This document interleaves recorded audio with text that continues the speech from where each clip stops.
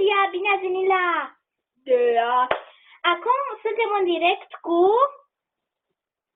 Daria. Daria, ne poți spune ceva? Mă bucur să fiu aici, Andreea. Da, vedeți, în direct. Așa că hai să aplaudăm. Te aplaudă toți, Daria. Așa, Daria, ne poți spune câteva lucruri interesante? Cum ar fi?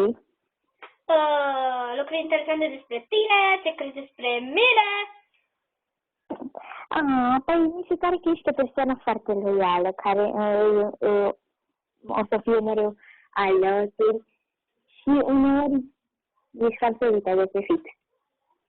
Ce drăguț, stai să te aplaud.